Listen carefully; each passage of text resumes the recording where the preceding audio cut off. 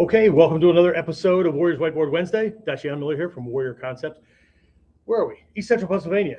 So if you're in the area, the Central Susquehanna Valley, stop in, stop in and see us. Anyway, this episode we're going to take a look at combat wrist locks. I threw this word in here because most people think of this technique in this way, and today we're going to take a look at why that's a problem, right? So anyway, we're going to take a look at the difference in strategic application versus focusing on technique, okay? What the hell is the technique, right? So I'm going to take you through several different areas here. Got a lot to do in a little bit of time. So we're going to break down the kanji. I like to do that. The Japanese word for this technique that gets mistranslated is a wrist twist. It's a wrist reversal. Anyway, wrist lock is closer, but anyway. So yakute waza, we're going to take a look at that. I've got the kanji out here for you. We're going to take a look at 4 reasons why calling it a wrist twist or just focusing on a wrist lock or something like that is problematic, right? It gets in the way. And so what we're really focusing on is always in these classes, principles and concepts, but the strategy and tactic behind things so that we can better apply these things that have been passed down to us against somebody on the street who doesn't give a flying shit what your belt color is, what your rank is, how long you've been training, how many tic-tac-toe techniques you can do. It doesn't matter, right? They're looking to beat, break, or kill you for whatever their reasons are. And they're not going to do what your uke does or your training partner does, and that's help you, right? Their job isn't to help you. They want what they want, and that's all there is to it, okay?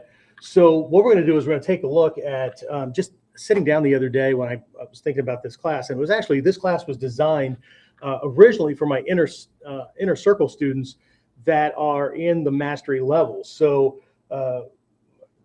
we ended up getting on one of our coaching calls, and a couple of questions came up because student questions about what they're working on always takes precedence over a backup lesson that I happen to have. And that's what we ended up covering. So this became fodder for you guys. So, but the lesson was going to be taking a look at three strategic conditions, right? How they might be applied, under what conditions, what the strategic purpose of doing it is and whatnot. So I'm actually working off of my scribbled notes because, again, I sat down, I don't know, 10, 15 minutes or whatever. This was for strategy and tactics week, or no, skills and techniques week. And I just kind of, these sets of 3s popped out of my head, and that's what I was going to do. So all this is based off of that, but because this is Whiteboard Wednesday, and I never know what level you guys are at, because I may or may not know you personally, and we may or may not have a student-teacher relationship. So got to do some other things because some folks are using this training to augment other training. Other people are using it to, I don't know, post dumbass comments on YouTube or Facebook or whatever, but that's the nature of the game. So again, we're going to take a look through this. And then the last thing we're going to take a look at is 5 training tips for actual street self-defense, if that's what your goal is. And it's easy to say that that's what our goal is, but that can change as soon as training gets a little, I don't want to do that, sensei. Okay. So these tips are, I'm going to put them out in a general format. So if you are kind of in control of your own training, you're a long distance training student, whatever, not just of mine, of anybody's, or you're trying to do the whole do-it-yourself route, you're just kind of sifting through or sifting through YouTube videos, Vimeo, whatever, right? Then there's some conditions that I want to give you that you're going to need to at least be mindful of to make sure you're integrating these things into your training, right? And then, but again, I want to give it to you generally, because if you are running a training group, if you're an instructor, whatever, okay? Instructors, you probably know most of them anyway, but okay. It's always interesting to double check yourself. I do this on a regular basis. just because I have a certain belt color or a certain rank or a certain master's title or whatever. Okay, there's always more, right? And I know that's easy to say as well. I just had to kind of caution somebody in a recent Kuden podcast that we do on Monday nights that there's a lot of these cliche kind of things that I keep doing the techniques because there's always more to learn from it. I understand. But this week, between Kuden, this, and our Friday virtual training, our master class that we do, where we're actually doing the techniques, this theme is on the development of our techniques and whatnot. And there's a certain point where we have to let go, right? Because the techniques get in the way of the actual thing that we're supposed to be learning. Okay, so our Whiteboard Wednesday, this is about strategies and tactics, which is why I'm not demonstrating things, okay, so you can understand it. And then on Friday, when we put it into a physical form, or when you go back to your training and take a look at the physical form, you can start to look at these things to make sure you're really getting it, okay? So what I want to do is kind of start off here quickly with a kind of a quote or a lesson that got passed down through my teacher to, I don't remember where I got it, but either way, this is from Hatsumi Sensei, my teacher's teacher, Takamasa Sensei. He was the 33rd Soke of the Togakure ninja ryu, right? Ninja lineage. And then these other things, right? He inherited all these 9. But again, be careful with the 9 and the counting and all that, because people will say that, you know, the 9 schools that we have, no, 9 schools that Hatsumi Sensei inherited from Takamasa Sensei, who inherited that collection from 3 separate teachers, and then each of those went back through history and whatnot. But Hatsumi Sensei had Menkyo Kaiden and or what we would call black belts or whatever in, I have conflicting accounts, somewhere around 100 different system styles or whatever, because he started at like 5, okay? And those influence, right? Because if you're only counting the 9 schools that most people can recite by heart, right? And you're missing the Musashi Ryu, the Manriki school, the Ito Ryu, like, you just keep on going, right? That are actually influencing and or, you know, where our stuff came from, like Knife and Kusari, not from the 9 that he has Soke ship of, okay? So anyway, again, we want to make sure that we're not distorting things, okay? So let's deal with this wrist lock, wrist twist kind of thing, because for years, that's what I called it as well, okay? But it ends up being not only a crappy translation, right? A really bad translation. A lot of things when they get translated into English just get bastardized, okay? But it's literally incorrect as well, okay? So Takamasa Sensei, one of the quotes I have from him is, if you think of it as a mere wrist twist, you are thinking too small. Think of it as controlling the opponent's reality, right? I'm finishing up a book that's going to be out here hopefully by the end of the week. Formatting and editing took just a little bit too long. Anyway, it's on the Ninja Seishin Teki Kyoyo, the spiritual refinement, personal development kind of stuff. And one of the principles, and where all of this kind of stuff ties in, when we're talking about things like the Kyojutsu Tenkan, right, the disguising truth and falsehood, which of course already begets that, or already presupposes that you personally can differentiate between truth and falsehood. Actually what's happening, and not beliefs, preferences, whatever. Oh, well, it's my truth. No, that's called an opinion. That's not, right? Anyway, right? Or it's called experience. Anyway, so again, if we think about it only as a mere wrist twist, you're thinking too small. I'm going to go through the kanji, and then we're going to go through the reasons, 4 reasons why calling it a wrist twist either limits us in how much we're able to do, or is the reason behind really shitty technique. Sometimes it works, sometimes it doesn't, whatever, okay? All right. And then we're going to double back, because I've got some other quotes from Hatsumi Sensei, another one from Takamasa Sensei, and then some other ones that I pulled out of 3 of our 9 schools, okay? So Kukushinden Ryu, Tsugagi Yoshin, and Shinden Fudo, about this particular aspect, okay? And they all pretty much point in the same direction, but I want to make sure I give those to you so that you have them.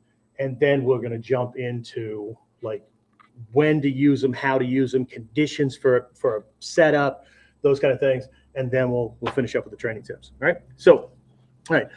Again, for those of you who leave comments and stuff, I get to them after these things are over. We had some issues with people like popping through and whatnot. If we have the chat up, so if you follow us on our Kuden podcast, our Kuden radio on Monday evenings, that's why James is on, right? James has this other screen in the background where he can see everybody's chat and stuff. I don't leave it up on mine just in case one of these jackwagons comes in and tries to hijack the feed, and then that stuff pops up and it ends up on the recording and it's distracting to everybody. So I don't mean to ignore anybody when you're saying hi and good day and all that kind of stuff, or you pop in a question or a comment. I'll get to it after this thing is over because, again, the way technology works and the way some of these people have figured out little end arounds kind of thing, I don't take that chance, right? So, all right. So let's take a look at our the Japanese name for this thing that we're talking about, right? Gyakute waza, okay? Gyakute, literally, right? We'll talk about this here in a minute. There's a literal translation to these things. This waza thing, there's a reason that this is waza and not kata, okay? It's a huge reason, right? Some lineages deal in kata predominantly, and then they'll have waza as kind of an intermediate or advanced level kind of thing, or they'll reference it, right? Other ones like Shinden Furoryu, schools like that, they have kata, but then they'll have like, instead of henka, they have 3 waza. And those waza have the same name as the kata, but they don't look anything like the kata. Or it, like you're doing something at a different point in time, right? So again, the technique that you're applying isn't the same. So you're not just varying a model. You have to understand what this points to, okay? It makes a huge difference, right? So anyway, kanji for gyaku, right? I say, normally we translate gyakute. Normally for my students, I just say it's a hand reversal, right? Or reversing the hand, okay? So it does mean reverse or reversal, right? But it also means opposite, right? And it also means inverted or to invert something. It's gyaku is not the verb for to invert, right? But it's something that's inverted. Opposite is backwards. Reverse, we get that. Inverted is inside out. I have a question. What the hell are we reversing? What are we creating that's opposite or that is opposing the normal and natural order of things? And what's being inverted? Okay? Right. So the literal, this is the literal, right? And this will pop up in Japanese terminology. Te's hand. Well, that's the easy one, Sensei. Okay. Yeah, it's the easy one. Okay. So we're going to bounce back and forth between here, and then I'm going to spend a little bit of time here on this waza. All right. So let's go back to gyaku. Right. Again, gyakute, we could translate it as hand reversal. Okay. But hand reversal, how the hell is that different than a wrist twist? Because I mean, we're twisting the wrist. Okay. Or we're turning the hand over. Well, I can turn my hand over. My balance doesn't get broken. There's no pain. There's no whatever, right? And this is where things get in there, because when people, especially beginners, they try to do these things, in their head, the whole point is if I do this thing, he'll fall down. Or if I do this thing, pain occurs.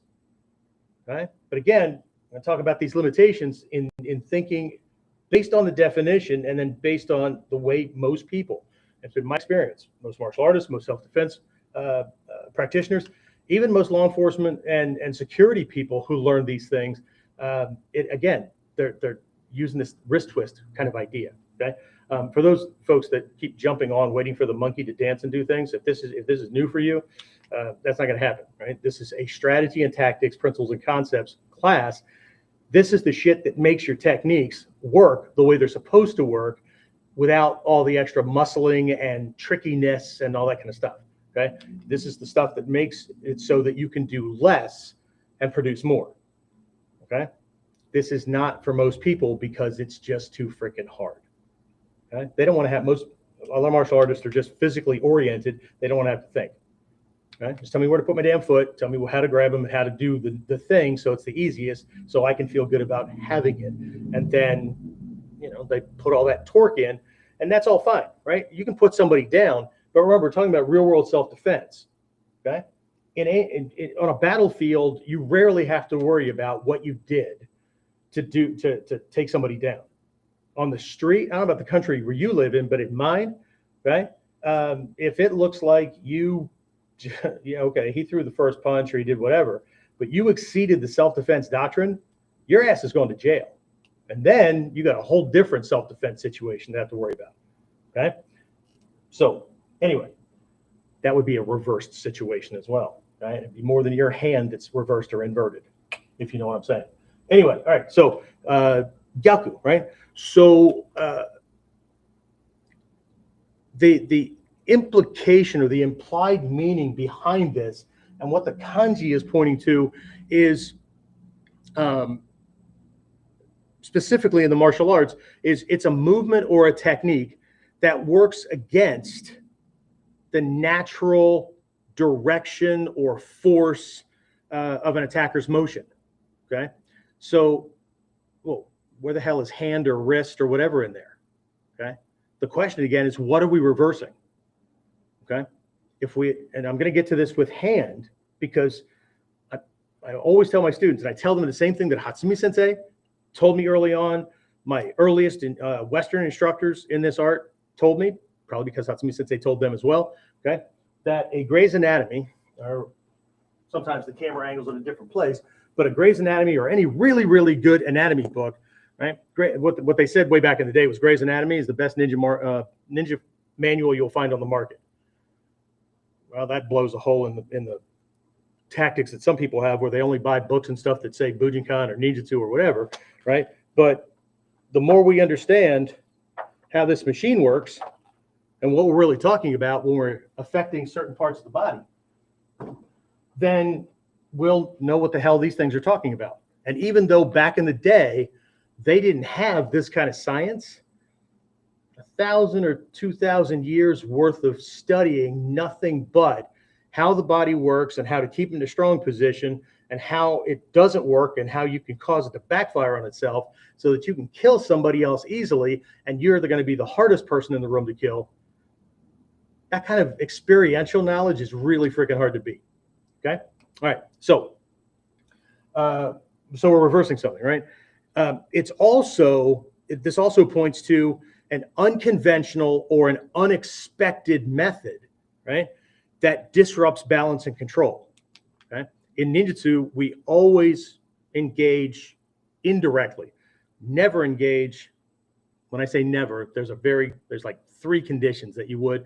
I talk about in other classes, but this is not a nose-to-nose, toe-to-toe, brute force against brute force kind of thing, okay? Because if he can see it or feel it or intuit it that it's coming, before his conscious brain even recognizes it or can put a name to it, the survival mechanisms in the lower reptilian and the lower mammalian functions have already created flinch responses that are already responding to that thing. Okay, so the trick here is how do we do something in a way that sneaks them in? Okay, that sneaks these things in.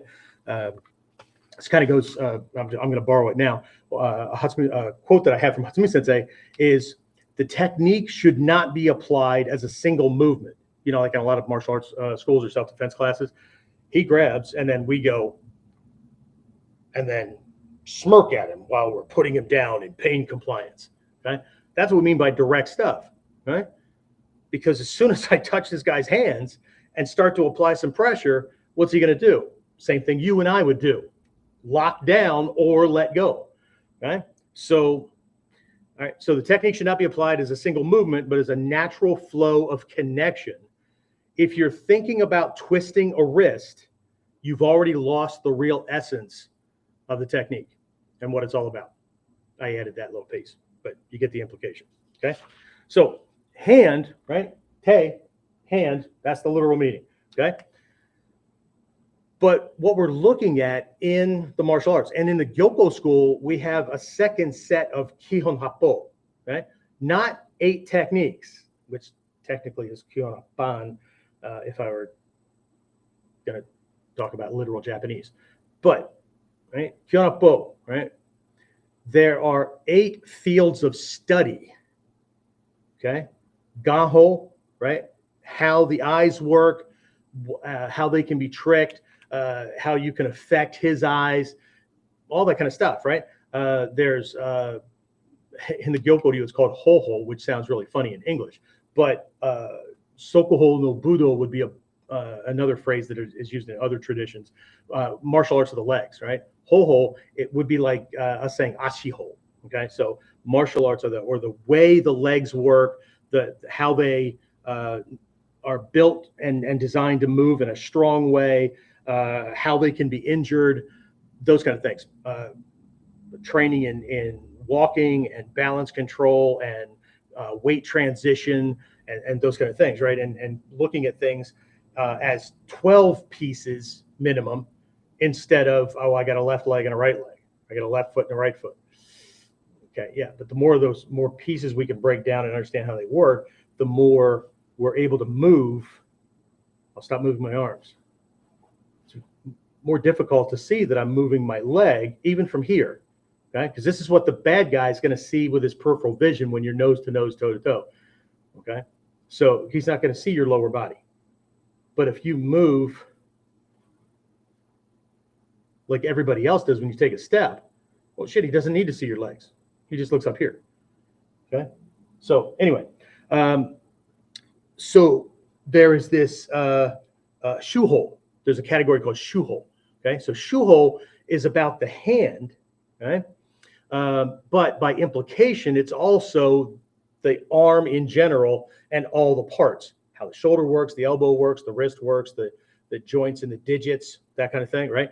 So what this is pointing to when we talk about anything like a technique that's affecting some part of the body, we need to understand, like if we're doing, there's another category here, Gyakute is a subset of Gyaku Waza in general. Gyaku Waza is another type of, kind of, right? Because it kind of splits, but it's another type of Kansetsu Waza, right? Joint manipulation and those kind of things. But Gyaku Waza is the general term for reversing the natural mechanism and operation of. So back to this arm thing, right? It works a certain way, right? But if I turn this over, it still works, but it's not supposed to.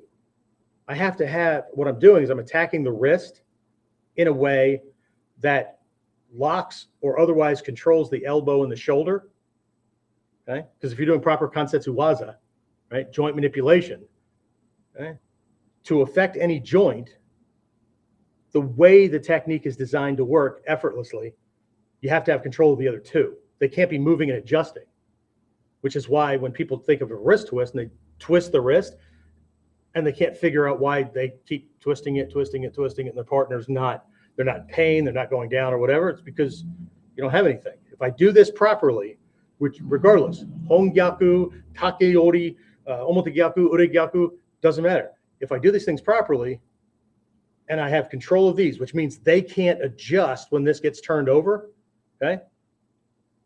Through the wrist, I immobilize these, which in turn locks the spine and immobilizes the feet, okay? The point of at least 70% of our techniques is to seize the spine and immobilize the feet. If that's not happening, then we don't have it. We have what we're focusing on, but there's a reason why it's working that much, okay? And if we're only thinking pain compliance, as an ex-cop, let me tell you that if you're focusing on pain compliance and you got somebody that's either jacked on a certain type of drug or they're like shit-faced on alcohol or they've got a neurological disorder where they don't feel pain the same way, right? Nerve damage, whatever, right? Pain compliance is bullshit, okay? It's not gonna do anything, right? You could break their body, and they're going to keep on coming because they're not affected by it, except when they try to grab with that. But that's just throw a floppy arm, okay? And then couple that with somebody who just has zero value on their own life or whatever, and no matter how much pain you produce, right? They know that they could die any day, right? They have zero value on their own life, which means they have even less on yours if they're coming, right? Pain compliance doesn't work. Okay? Which is why when we talk about Q-show, most people think of Q-show as pressure points and it's inducing pain to control somebody. No, Q-show means weak point. Doesn't mean pressure point, because there's like 5 categories of Q-show and only one category are you applying pressure. Okay? So this is much broader than most people think it is. But once you even start getting a hint of it and add an extra perspective or two into your training, everything will change. Everything will change. Okay. All right. So hand. So what we're looking at here is hand and arm as a unit, right? So if I reverse this, what should happen is, because of the way the muscles are wired to make this work properly, extension, retraction, strength, holding, gripping, those kind of things, right? This is all about physical grip, manipulation, and control, right, of their wrist, arm, or body, because I understand how this thing works and how it's tied in to the greater piece, right? And I know for a lot of people, this is that ninjutsu BS, backwards talking, just put some gloves on, get in the ring, fight like everybody else. Screw that, okay? If I wanted to fight like everybody else, I certainly wouldn't be in this art, okay? It also implies leverage-based techniques, using the hands to control or redirect an attacker, that kind of thing, right? This is all in that shoe hole kind of thing, right? So when we're talking about this guy's hand, right? Our hands and the physiology, right? And the anatomy, right? What actually are we doing to the structure that causes him to not be able to get at us, that allows us greater freedom while taking away the greatest amount of freedom from him? Every time we do something, right? Every time we do something, I don't care if it's stepping back into kamae, right? I don't care if it's touching him with that boshiken. Everybody focuses on, I hit him and that hurt and that made him flinch, and yeah, I get it, okay? But every time we do something, there's 2 questions to be asked. Every time you look at the pieces in a kata, 2 questions to be asked. What does this move give me as far as advantage, ease of movement, opportunity, choices, those kind of things? And what did I just take away from him? Okay? Because if I don't know what it's given me as far as opportunities, I won't know what to exploit. I'll have limited vision, right? Just like every other fighter. And if I don't know what I took away from him, if I'm not careful with the next move, I could give that right back. Balance, strength, ease of movement, that kind of stuff, right? So always, every movement, I'm taking something from him and I'm gaining something.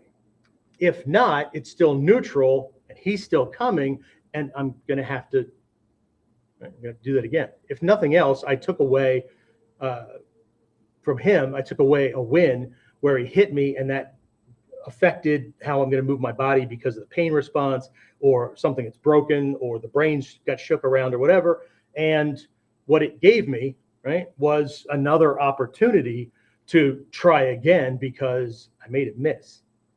Right? So hand. Everything's focused here, but this is not just about the hand.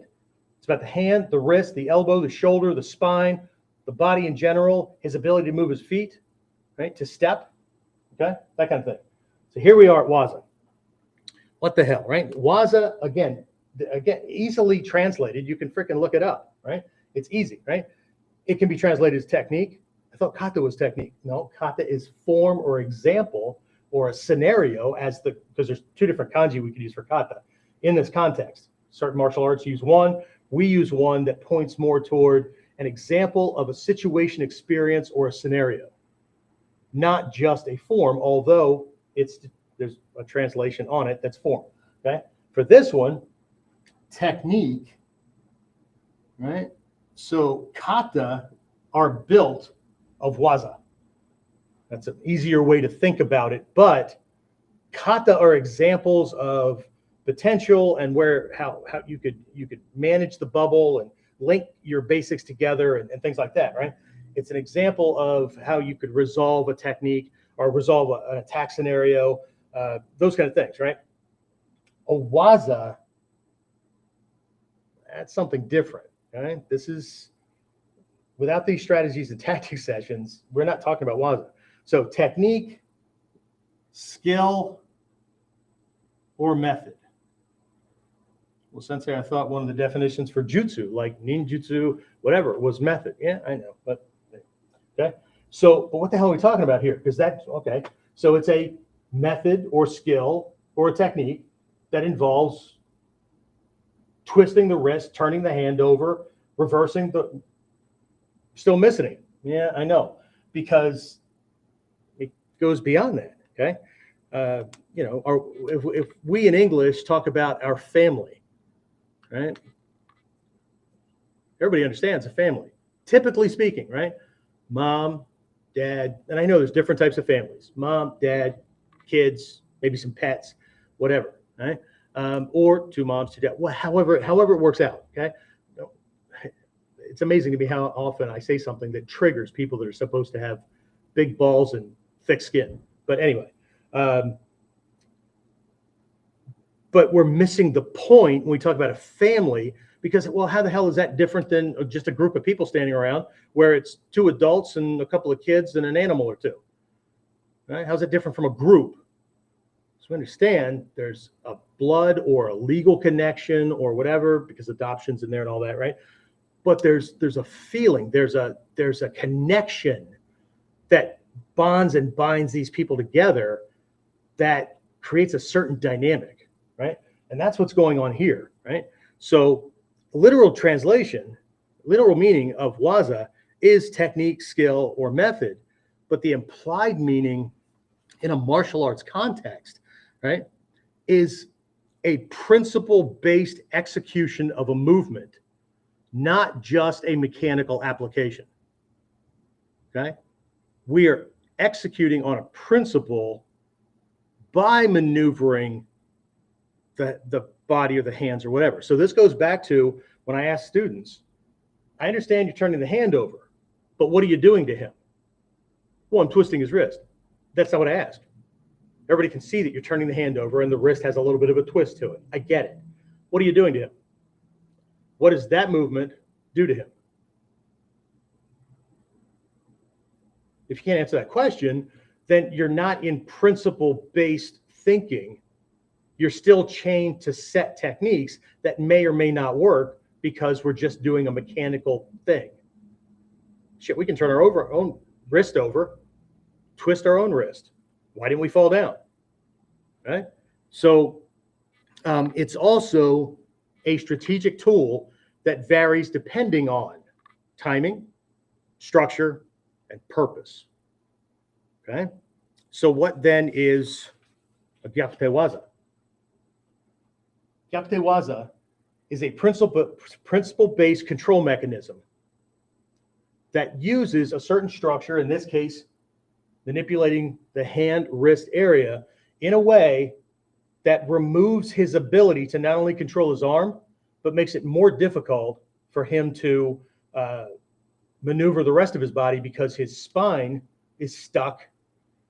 And we know it's stuck because his ability to move his feet is not free. He might be able to squirrel that foot a little bit, but he can't pick it up and move. Right?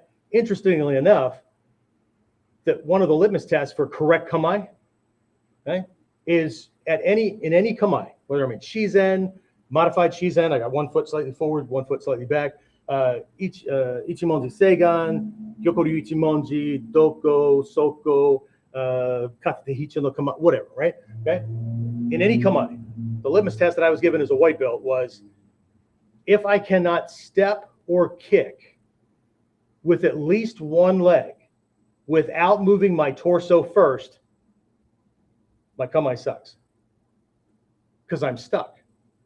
And perhaps this is the reason why a lot of folks don't understand when they're catching somebody's balance or whatever, because they're not mindful of moving their own so that like when they move this leg, can you see that happening? Right? This isn't moving all over the place. I didn't move to move my leg.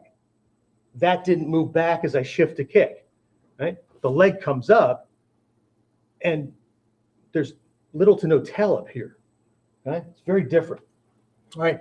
So that's just a quick down and dirty, rough and raw. And I know it just took 40 minutes to do it, bored a bunch of people, they jumped off. Well, then they're gonna miss the rest of the cool shit, okay? So that's all cool, right? All right, so very quickly, let's take a look at why calling something a wrist twist, wrist lock, anything, right? This Western, I know it's big here in the States. I don't know about Canada. I don't know about the UK, Australia, whatever. But we have this thing that people will go, well, it's close enough, or it's good enough for government work, right? Which is just a sign of general thinking, right? Not exactly mastery level or mastery potential thinking, right? It's lazy thinking, okay? Well, you know what I meant. Did you know what you meant? Okay, again, if we call something something, and whatever we call it, whatever title we give it, however we think about anything, I've taught about this before, however you think about anything creates a ceiling. You can't go beyond that. It limits your options. It limits what you can see, right? It limits the effect you have, okay? All right, so why? Why is wrist twist, why is it a poor translation? All right. So one, it's misleading. And two, it's overly simplistic. Okay. That's the big overarching thing. I'm not writing that stuff out. However, let's take a look at these four conditions. One, it suggests a forceful direct application, okay, rather than a strategic adaptive method of control. Okay. So it suggests force over adaptive manipulation. Okay? We're right back to brute force against brute force. We just had a recent Whiteboard Wednesday about this thing and the difference. If it wasn't that, yeah, I think it was. It might be in Samurai Mindset too, in one of the programs coming out. But either way, right? It's this kind of thing, right? And if we are direct and overt about what we do, and he can feel it or see it or otherwise sense it, he'll defend against it. Okay? One of the first lessons my students get about why the hands are out here in hira ichimonji no kamae and not in here like everybody else is doing. Okay? Yeah, I understand. This is a fending position too. Right? And we might find ourselves there instinctively. But this is strategic. Right? Why are we doing this? Well, this is going to confuse him, or it's going to overinflate his confidence because, well, who does that? And I look wide open. So the idiot's going to come rushing in. The person I should be worried about, the guy that's meticulous, he's like a surgeon with his techniques, right? I've got my arms out like this, and I'm saying I don't want to fight, but there's this sense of readiness that's going on, like anything you throw in here. There you go. It's like the bullfighter's blanket, with the cape, right? It's right there. That's going to cause him to hesitate, which is exactly what I want. I want the fool to rush in, and I want the guy that's going to be a major problem to hesitate, right? But the other thing is that when I move, when he comes in, we all understand this basic shifting and moving. But if I move and I bring my hands in, work this with a training partner. Focus on, have your training partner, or you do it, focus on peripheral vision, okay? My peripheral vision runs out, way out here. See where it is? Way out here, okay? So if I were the attacker and I punch and my partner goes into hira and his hands shift in, I can now see that hand or arm and it's right here, and the reflex is to guard against that hand, okay? But from here, when I turn, this hand will slip back past. That arm will literally disappear from my peripheral vision. I can see that one, I can see the rest of him, but if I can't see it, like it just slips by, disappears. If I can't see it, I can't defend against it. If I can't defend against it, he's free to do whatever the hell he wants. Okay? There's a difference between understanding the moves and understanding the science and the reason and the strategy behind the moves. They're not the same. Which is what Hatsumi Sensei and the master teachers can move around in Shizen and still make everybody else below that level move around in Kamae. Why? Well, because they don't need this anymore, because they're moving, it's pure potential, principle, concept, that kind of thing. They're not dependent upon the Kamae for safety. They understand how it works. Okay? All right. Number 2, okay? It focuses solely on pain compliance rather than its true purpose of breaking structure, breaking balance, and taking and maintaining control. Okay? So if we're thinking about twisting the wrist, we're looking for some kind of pain compliance, because when everything locks up, that hurt. Yeah, I get it. Okay? But it should hurt regardless of whether I move to do it or he moves to try to get away from it, resist it, whatever. Okay? That's another litmus test for your techniques, right? If I have it and I have it correctly, doesn't matter if I apply pressure or movement or he tries to resist or escape or whatever, it backfires on him and it works even better. Okay? So it focuses on pain compliance. And we already talked about pain compliance, right? If you can't feel pain, or you can't induce the pain because this fucker's wiry and he's all over the place, right? Takes you a lot to lock that up. You don't get to the pain, you don't get to the compliance. If the pain doesn't produce compliance, you're screwed, right? Or if there's no pain response at all because of neurological, or we talked about that, right? Drugs, alcohol, but then you're again screwed because you put all your eggs in one basket. But what if it weren't anything about pain? Pain is a possible side effect that adds a little icing on the cake. It's not the cake. Okay? It's not the cake, right? So by calling something a wrist twist or only focusing on the lock, like only locking the wrist, like I can lock my wrist, but the rest of me can move.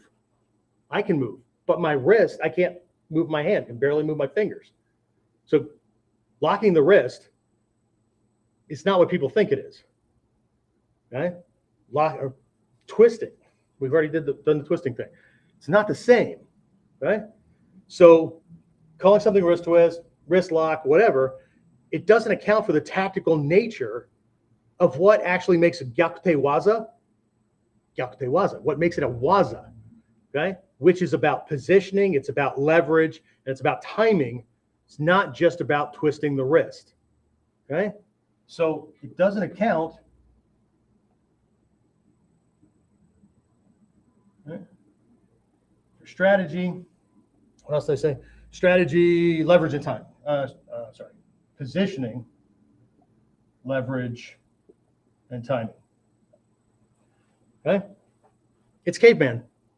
It's caveman thinking. Okay? That's an assumption that I'm going to be stronger than him.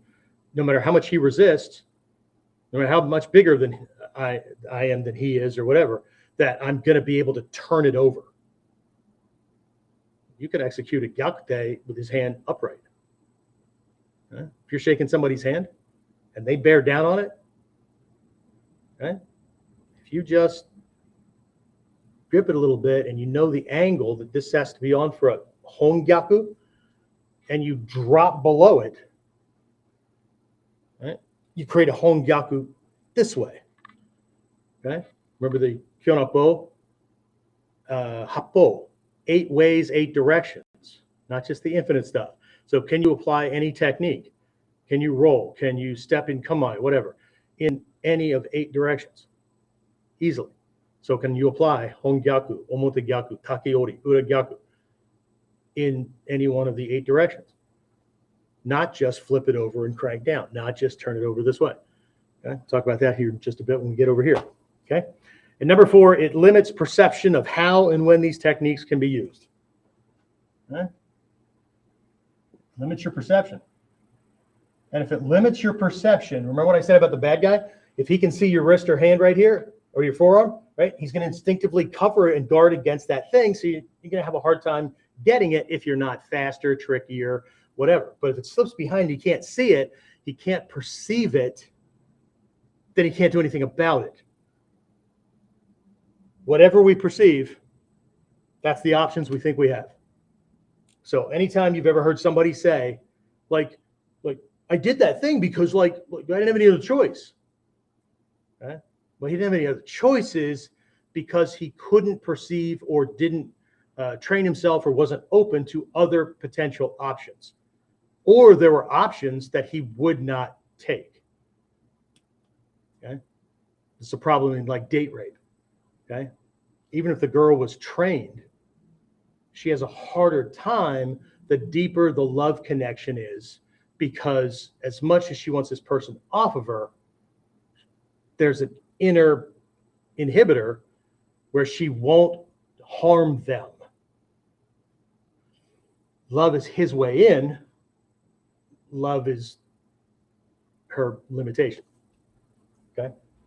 All right. Not telling you to not fall in love. Okay? Just telling you that somebody can have dementia or drug interactions or whatever and pop a fucking gasket and be coming at you with the same intent as somebody who doesn't know you or give a shit about you. Okay? Anyway, not that I have any experience with that kind of stuff. All right, so let's move.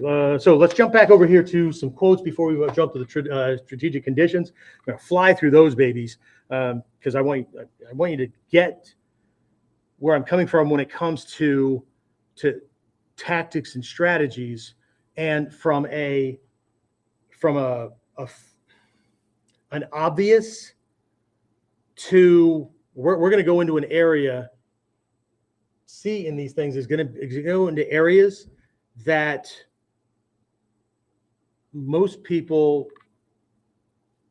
they don't get. And this doesn't. I'm not ringing my own bell. There's a certain level of training that Hatsumi Sensei has been teaching on, that if we don't get this stuff, we're not going to be able to get this other stuff. If we can't get past wrist twist, I'm twisting his hand to twist his wrist, right, to cause pain with my hand. Some of the shit I'm going to be pointing out that creates a wrist reversal that takes his body and does things. Not only is it not an option that we could even dismiss, it's in the realm of unknown unknown. We don't even know we don't know it. Right? So back to these quotes, and I'm not going to write these things down, but Hatsumi Sensei, right? Did I do this one? I did that one. All right, so let's do the next one. Okay. True skill is not in the hand or in the wrist, but in the connection between you and the opponent. Okay. Another quote from Takamasa Sensei: softness overcomes hardness, movement overcomes strength, the weak twist, the strong collapse. Not looking to twist his wrist. I'm looking to collapse. It's not about tearing his wrist apart either, because if you break a bone, if you break the joint or whatever, you give him his freedom back. And what stops him or not is his tolerance to the pain, to the damage. So we're right back to fucking pain compliance again. Okay? If I'm going to break his structure, if I'm going to break something, I'm going to break something that he needs for structure, stability, and strength. So I'm going to break a toe or a foot bone, the top part of the ankle where the tibia and the fibula. Go after the fibula. It's a smaller bone. Because you do that, everything collapses. Okay? The purpose of the technique, purpose of any of these techniques, it's not to win a fight. The purpose of these techniques is to shut down a human body in the fewest moves possible and the least amount of time. It's to stop that body from being able to operate in your direction to cause damage. Doesn't mean you have to kill it. But it's not about winning and losing. It's about understanding the machine so that you can keep yours safe. Yeah, you're going to take hits and all that, but it's to keep yours safe and stop him from being able to get at you, and not through brute force. You just take shit away from him. He needs that bone because it's scaffolding. That's what your skeleton is. It's scaffolding to keep the meat suit upright. Okay? So if I break a finger, it makes it harder for him to grip. But if I strike a certain point on his body or on his arm, or hit a certain point in his brachial plexus, and he can't make a grip, I don't have to take a chance that he can grab me or not. Okay? Can't move the freaking muscles that require that grip to happen. Okay? That's the difference. Okay? Let's see. So a couple of things from three of the lineages. From the Kukushin no Ryu, a lock is only a lock if you see it that way. In reality, it's a trap, a gateway to more control. All right? From the Takagi Yosho Ryu, Gyakuwaza is not about pain, but positioning. When the opponent realizes they're caught, it's too late for them. Okay? When they realize the lock or the thing is being applied, by the time they can feel it, it's too late. So when they respond to get out, that's what should throw them. That's what should break them. That's what should cause them to fall. Okay? If when they detect it, the thing is not where it's supposed to be properly, right? We're causing that structure to be in a direction or a position that it's not wired to work in. Okay? If I turn the hand this way, my elbow and shoulder, even for me, I'm holding this in this position here. This doesn't work well. But if I just do this, everything works just fine. There's something in here that I have to understand that I'm controlling. It's being able to see the invisible. You have to know what the inside of this meat bag or this flesh bag looks like and how you're maneuvering things. In the beginning, you can think about it, you can play with it, adjust it, whatnot. But in the upper levels, you have to do it by feel. Right? Because you don't have time to left brain think about it. Okay? And finally, from the Shinden Fudo Ryu, techniques should be like water, flowing, adjusting, and taking the shape of the attack, not fighting against it. Okay? Not fighting against it. Okay? So, as an example of that, when I do a gyaku, ura gyaku, right? Turn this thing over. One of the things that people often do is just flex their wrist or their elbow and shoulder to take it away. But if I understand that certain forms of ura gyaku work best at close range, then that's awesome. Because I'll take his hand, because we warn people of this all the time. When I take his hand, I have to learn to take his hand correctly because he'll pull away if he senses that I'm attacking it, right? Because people want to grab it, but when they grab it, it lifts the elbow and then they can be punched or kicked. I need to be able to hold. So when he takes it away, right, I have it just enough that when he takes it away and I drop my elbow into its normal strong position, he takes it away and it ends up jammed up. It's a very different way to think about how the techniques get applied. Okay? All right. So save that for last. Where am I? Good. All right. So moving through, like I said, I forgot my notes. I had to have my wife take a picture of it and send it to me. Anyway, just freaking handwritten scribble here for just this part. Right? And I was going to do this again with my inner circle students, but ta-da! You guys get a gift. All right. So let's call this. Let's see. 3 perspectives. Right. So this is perspective. We could call it points in time. We could call it why, right? We would do a wrist reversal, right? A gyakute, waza, okay? You'll see as I unfold these things, because English is not always a good way to approach this, okay? Even though I was an English major. Anyway, all right, so we're going to start with exactly where we start in training, right? They give us their hand, okay? I'm just going to write down they initiate. What I mean by that is if I can change my thinking about attacks to not that he's trying to punch me in the face, but he wants to put his fist in this space, and I shift, then I'm more than willing to let him punch, and I'm less freaked out about it because I'm going to let him put his fist in that space. I'm just not going to be there when he's there. When somebody grabs me, right? Later on, we can talk about when they grab, they push or they shake you or they pull you or whatever. They hold you down for something else. Okay, that's different, all right? But it's not different as to the fact that you could take the gyakute. It's how you would take it because you have to fit in with what they're doing. Okay, so they present opportunities. But the mindset that I'm trying to give you at the moment is when somebody grabs you, okay, if you think of that as an attack, you're going to operate in a very specific way. You're going to be worrying about getting it off of you. You're going to be worrying about counterattacking, all that kind of stuff. But if when they grab you, you have more of a feeling of, oh, thanks. Shit, that's one less thing I have to worry about. Okay? Because one, unless he lets go, he can't attack me with it short of just little trying to destabilize or hold me in place. But the big thing that he just did was gave up a weapon that he could damage me with. The other thing he did was put it in a fixed spot in time and space, touching me so I know exactly where it is all the time. So not only did he sacrifice something by giving it to me, right?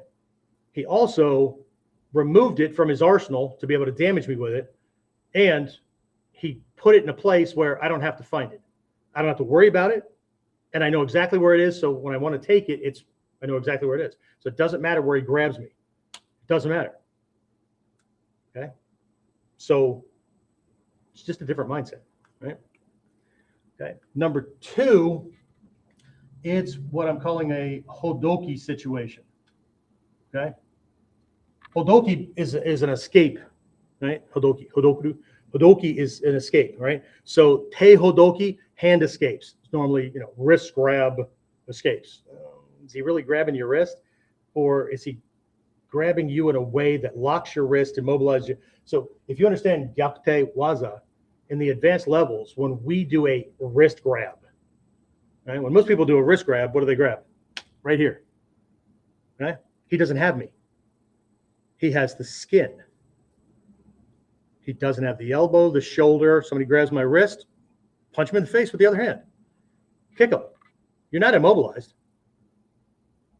When you learn how to do the attack that our techniques were designed to defend against, that's going to be laughable.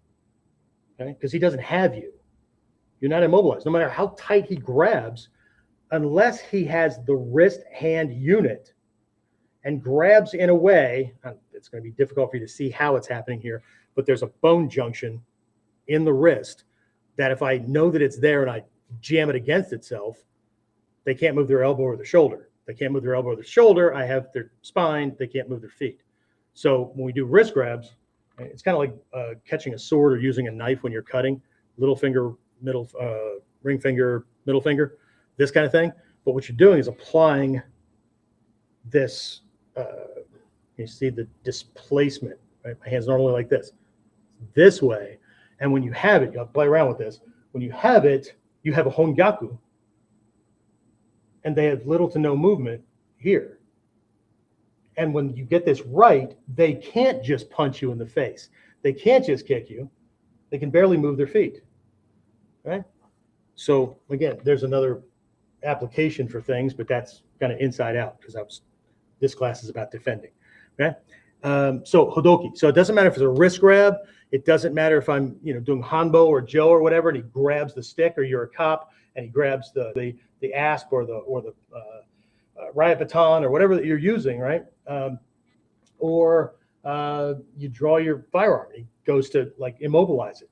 Okay, he's grabbing the shaft or the frame of your weapon, right? If we're doing traditional stuff and I go to draw a sword, he might grab my wrist. He also might just jam up on the tsuka, right? The handle. And as long as there's projection past the grab, then I can loop this under or over or under to catch the ulna or the radial bone and lever it to make him let go. Okay. So this is get it off and use it. Thank you very much. Okay. This one it's a release, right? He's grabbed to limit your ability to use your weapon, even if it's just your hand, right? And you're moving in a way that pops that, just makes him let go. Okay. So it's a jamming kind of thing. So it doesn't matter if it hurts or it jams things up to where if I jam all this stuff up, the fingers can't make that grip. And so he doesn't have to let go because there's pain. He just gets to a position where your movement is easy to move against those things. Okay? Unless he's a rock climber or a mountain climber and he does it this way, in which case you still have lots of space. Okay. And there's a lot of times you don't want him to let go. Okay. And then the third one here is as a part of another technique.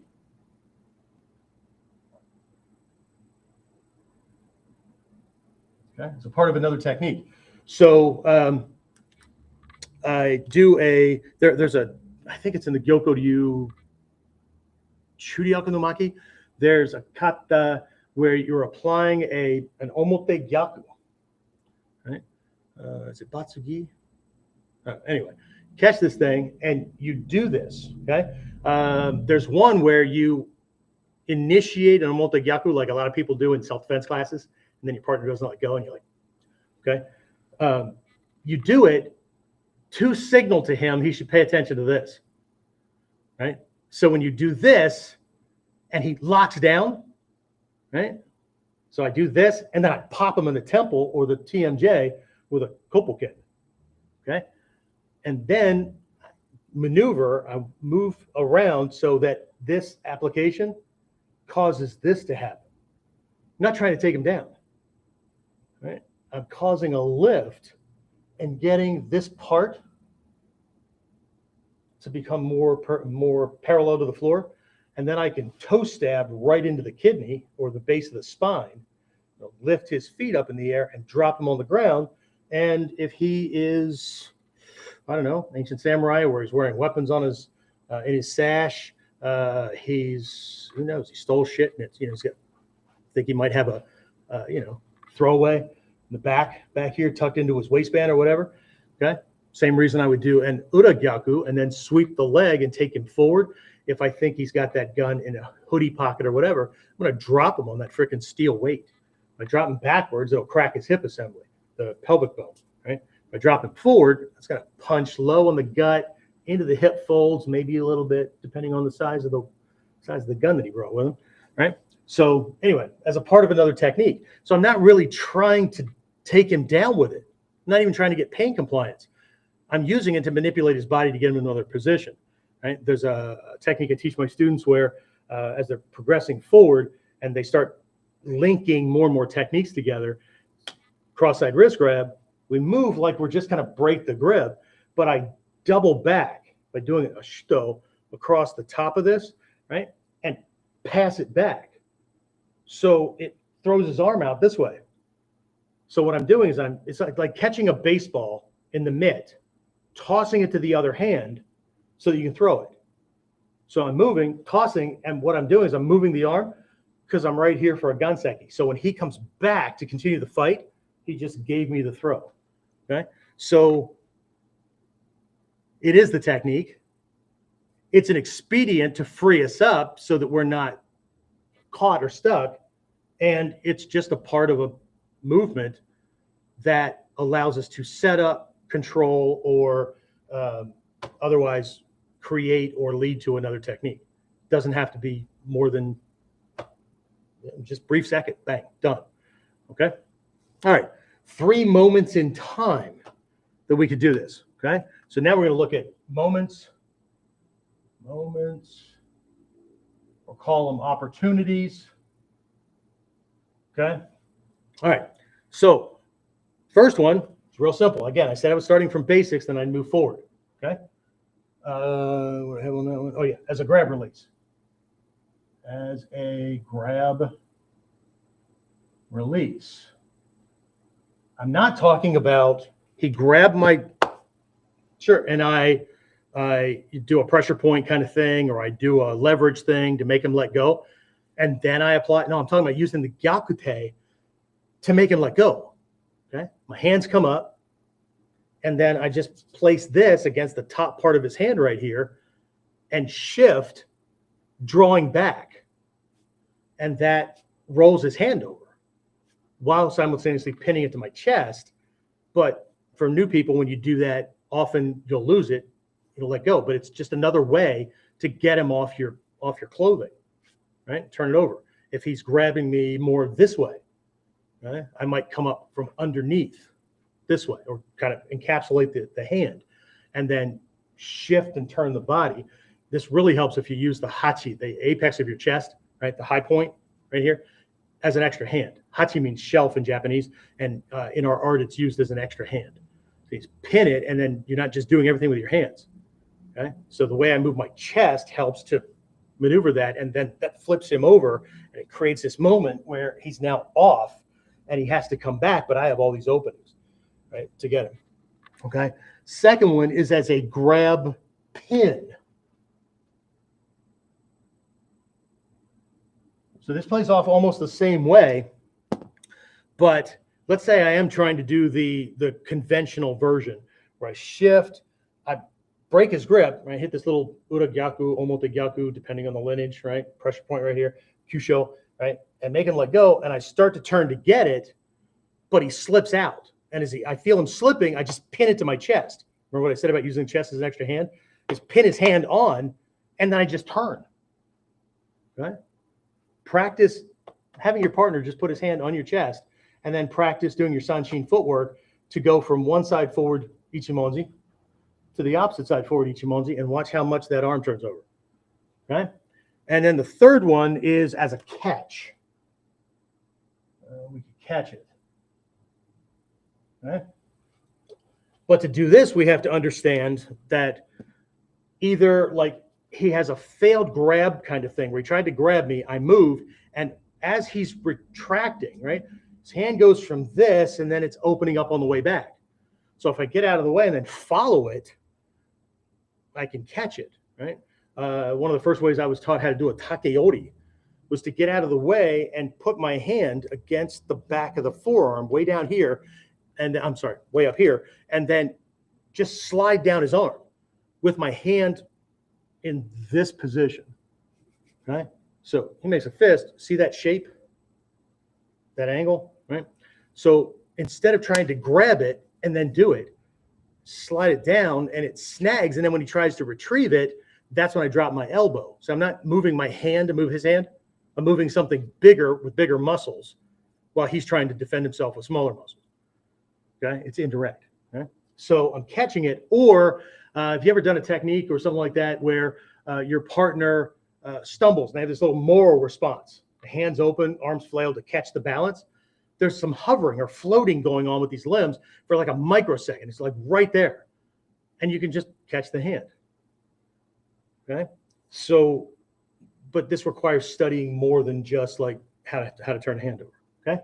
And then what we have down here is the form of taking.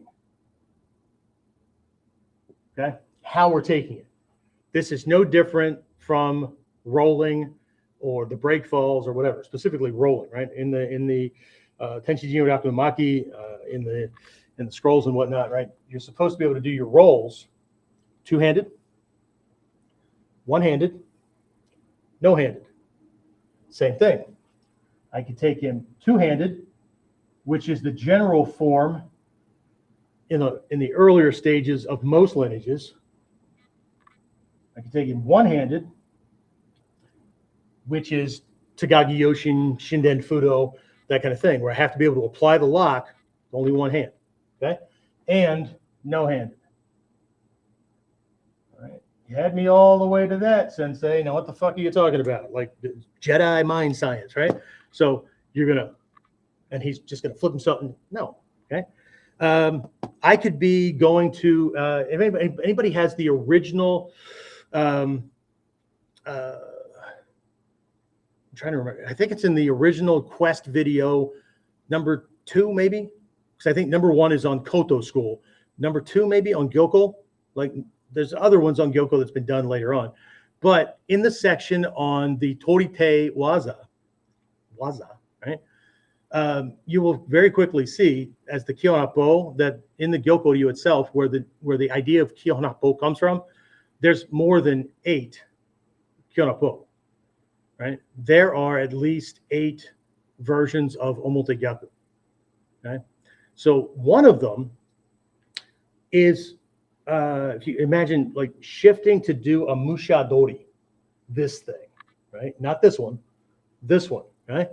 And you step in to do it, and you've missed, or he's responded, or whatever, and for whatever reason, and however it happens, his hand gets stuck under your upper arm in your armpit, okay? It will be this way. If you understand that and you're moving from your elbows out, good taijutsu, and not this way, right? You can catch things and pin them here. And then from right here, to twist his wrist is not just trying to twist his wrist. It's knowing how that wrist moves or works and moving so that it continues to go over and you execute a throw. That's not mushadori anymore.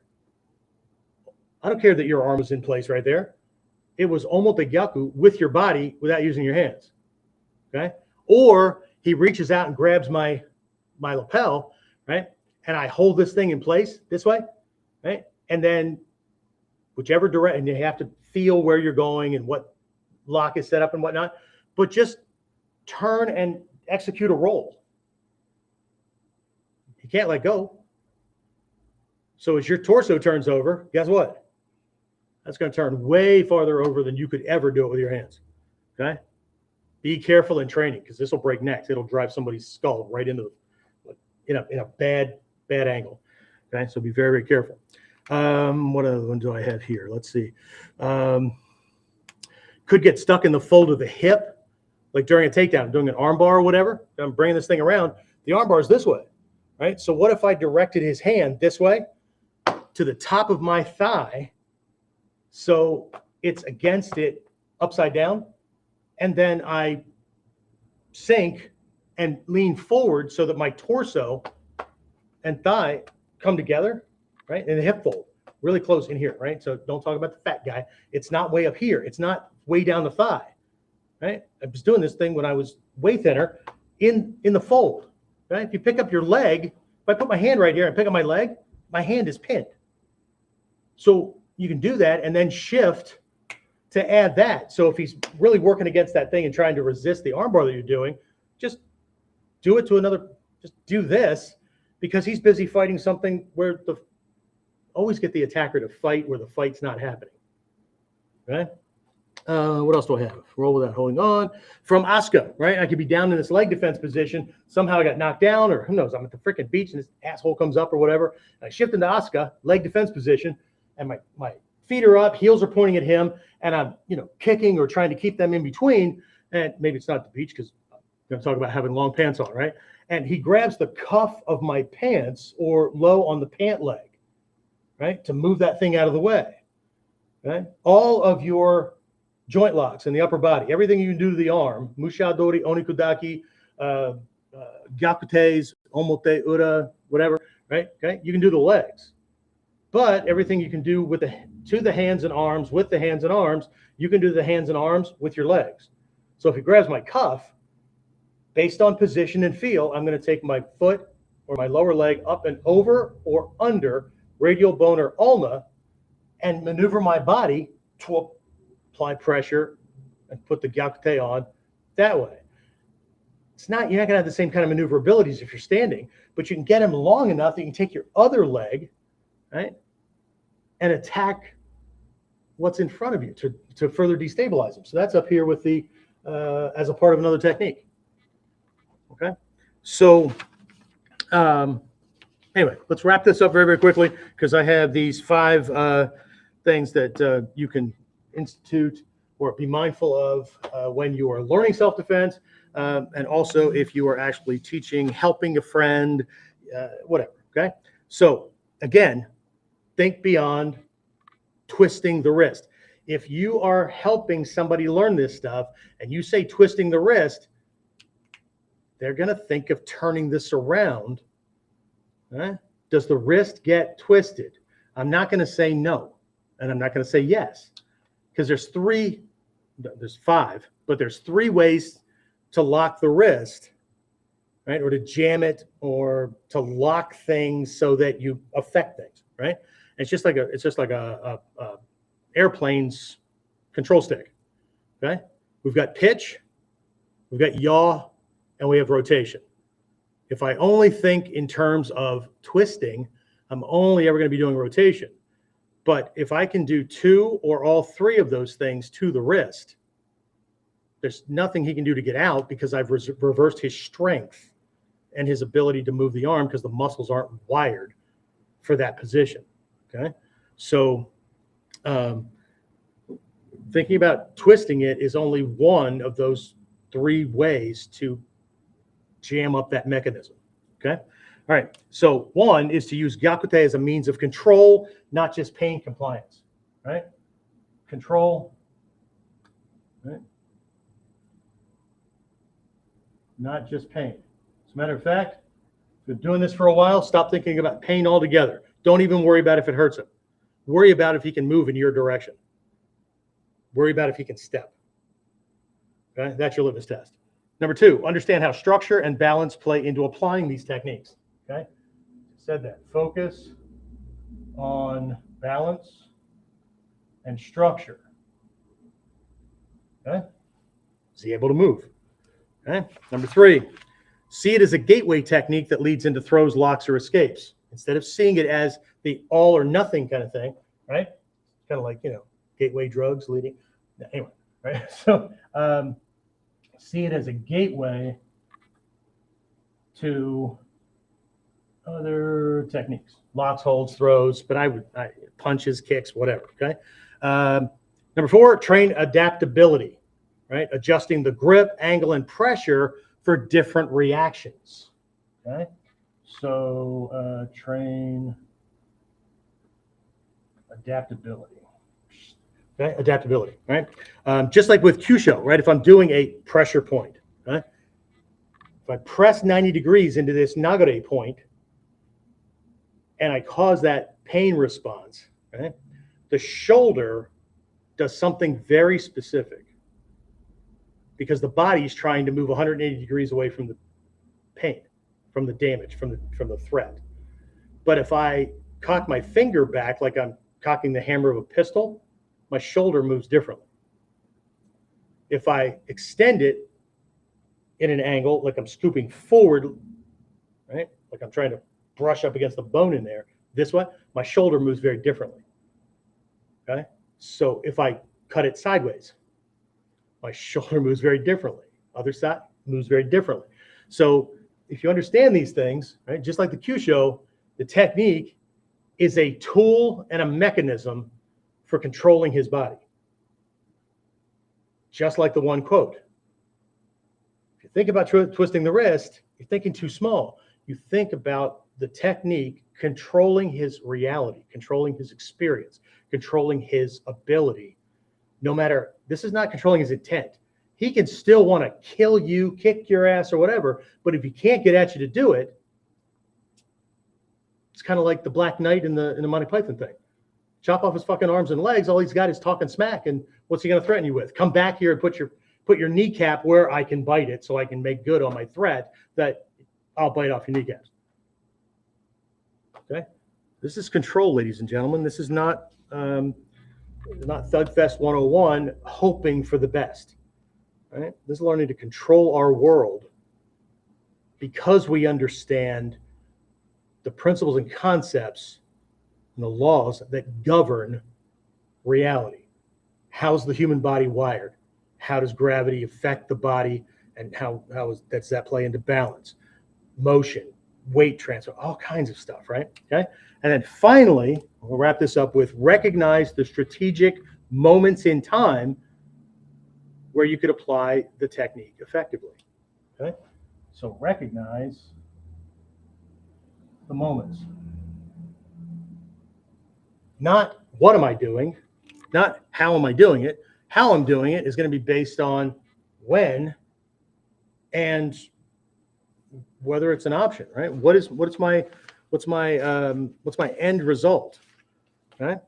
It's one thing if you're just thinking basic self-defense and I just want to get this guy down so I can get out of there. My question is, okay, you put him down. Did you put him down in a way that he can't just jump right back up and chase you? Or did you put him down in a way that he can't just like pull a weapon you didn't know he had, and while you're walking away, he shoots you in the back? Or you put him down in a way, if we start dealing with multiple attackers, where in the space around you do you need to put him down? Because it should be at the legs of the closest guy that's his friend coming in to put his hands on you. And if I drop him like a rock at this guy's feet and lower legs, then this happens and I get an easier shot because he's doing this, right? Or if I'm a cop, I'm applying it. I need to get him over the hood of a car. I need to get him flat on his chest on the sidewalk. And I'm getting his body to not be able to resist. And his body will actually, as it's trying to not get broken, put things in the right place. And it makes it easier for me to chink, chink, put the cuffs on, right? So anyway, I know we covered a lot, but again, let's get away from focusing on just locking the wrist. What does this do to keep him from punching you in the face while you're doing it? Let's stop calling it a damn wrist twist, because you can twist his wrist. He can still punch you in the face, stab you in the gut, shoot you in the face. Okay? This is not about the hand. It's not about the wrist. It's about control. It's always about control. One of those two questions, every time I do a move, what am I gaining and what am I taking from him? Period. I never give back anything I've taken, right? And I never give up anything I've gained. This is not a negotiation. Okay? Not a negotiation. I didn't choose to be here. We're not trading shots. Okay? All right. That's what I have. Like I said, I will get to the comments and whatnot that those of you leave. We simulcast this across multiple platforms at the same time. We're on like 2 or 3 Facebook pages simultaneously. YouTube. This one went on LinkedIn because of the number of security and law enforcement people over there. I think it shows up on X, Twitter as well, right? So anyway, if you have any questions, you can always post those. I will get to them as quickly as I can. I get questions all the time. All right. If you want to do more of this, you want to see the physical applications and things, which will probably not be a lot of what I just did here. It'll be other techniques. Get signed up for this thing. The page is not quite ready yet. If you go there and it's still showing last week's date, just give it, I don't know, half hour, whatever. It'll be reset. Some people just go ahead and like click through, but I don't even know if the buttons are active. Once the buttons are active, you can get signed up for it. It's $9 US for 90-minute class, and you get the recording. So even if you can't make it, you'll still get the recording of the class, right? But that will round out the theme for this week. We started it life-wise and overall training and development-wise, right? This whole idea of this control and manipulation and whatnot. Now we're doing it self-defense, tactics, tactical, that kind of thing. And then Friday's class puts it into the actual one-on-one combat scenario. So if you have all 3, you got everything that I planned. You got the full package for the theme for the week. If you only have 1 or 2, that's fine, right? Just know that you'll have to figure out the rest, okay? All right, that's it. I will see you next time, if nothing else, on Whiteboard Wednesday. See you. Train.